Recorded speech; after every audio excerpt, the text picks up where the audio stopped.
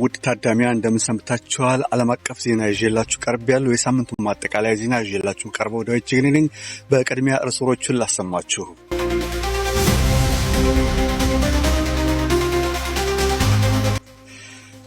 በኢራንና በዩናይትድ ስቴትስ አሜሪካ የተጀመረው ጦርነት አሁንም ረጋ ቢልም ውዝግቡ እንደቀጠለ ነው። እስራኤል ከኢራን ጋር ያደረገችው የ12 ቀን ጦርነት የተገባደደ ቢሆንም ምንጫቸው ያልታወቀ የስለላ ድርጅቶች የኢራንን ባለስልጣኖች እያስጠነቀቁና እያስፈራሩ መሆናቸው መገለጹ፣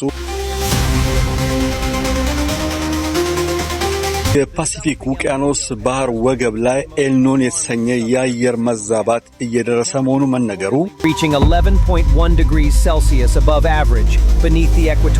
እንዲሁም አርቲፊሻል ኢንተለጀንት ለመጀመሪያ ጊዜ ዘረመል የያዘ ቫይረስ መፍጠሩ፣ በመጨረሻ የስፖርት ዜና ይኖራል። በዛሬው የስፖርት ዜናችን አትሌት አጄባ አሊዬ መሐመድ በ400 ሜትር ውድድር ላይ ያደረገችው ውጤትና ውዝግቡን እናሰማችኋለን። አብራችሁን ቆዩ። ወደ ዝርዝር ዜናዎቹ ላምራ። በመካከለኛው ምስራቅ ፋርስ ባህረ ሰላጤ ያለው ግጭት እንደቀጠለው የ12 ቀኑ የእስራኤልና የኢራን የጦር ግጭትና የሚሳኤል ውርውሮች የተጠናቀቀ ቢሆንም ምንነቱ ባልታወቀ የስለላ ድርጅቶች የኢራንን ባለስልጣኖች ማስፈራራትና ማስጠንቀቂያ እየተሰጣቸው እንደሆነ የደረሰ መረጃ ያስታውቃል።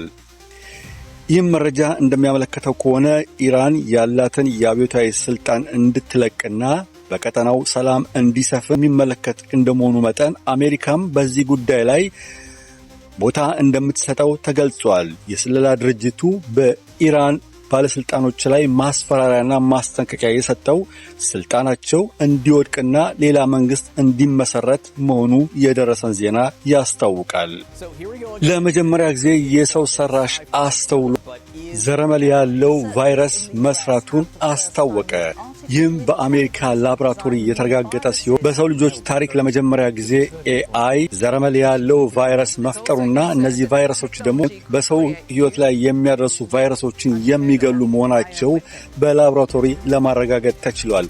በሕክምና ዘንድ ለወደፊቱ ከፍተኛ እርምታ እንደሆነና ጥሩ ግኝት መሆኑ ተረጋግጧል። እነዚህ ኤአይ የሰራቸው የአስተውሎት ቫይረሶች በሰው ሕይወት ላይ ጉዳት እንደማያደርሱና የሰው ልጆችን እንደማያጠቁ ተገልጿል።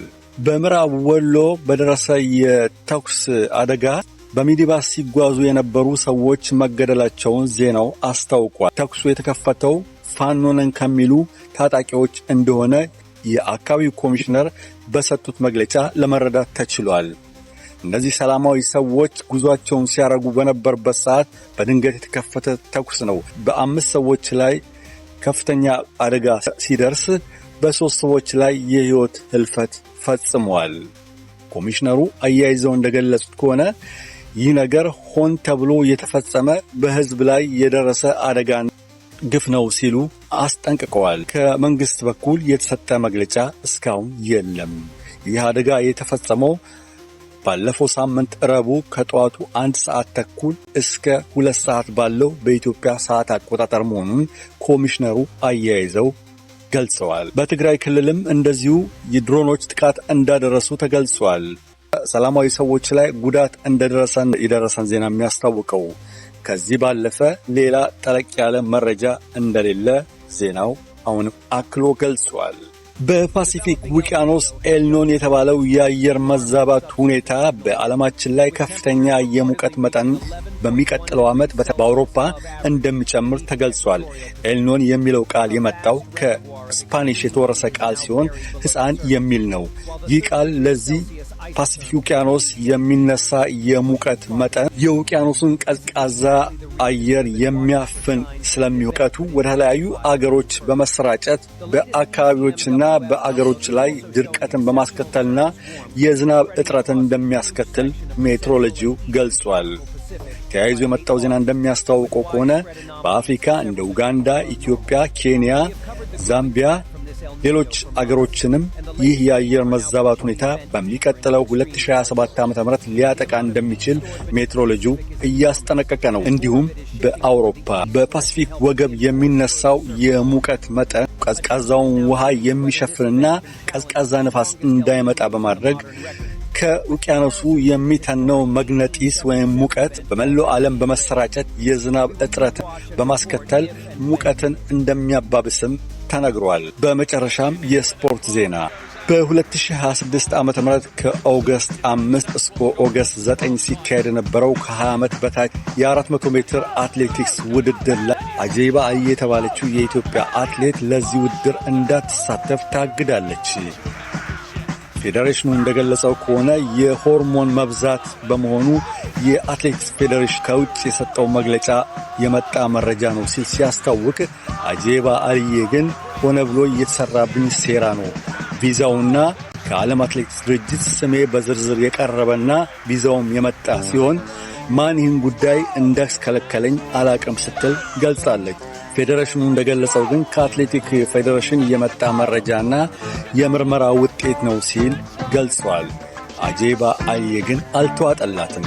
በ2023 ዓመተ ምህረት በአፍሪካ በዛምቢያ በተደረገ የ400 ሜትር ሩጫ ላይ አጄባ አልዬ 53 ሰከንድ ከ28 ማይክሮ ሰከንድ በማሸነፍ የ400 ሜትር ሩጫውን በአንደኛ ደረጃ በማጠናቀቅ የወርቅ ሜዳሊያ መውሰዷ የሚታወስ ነው።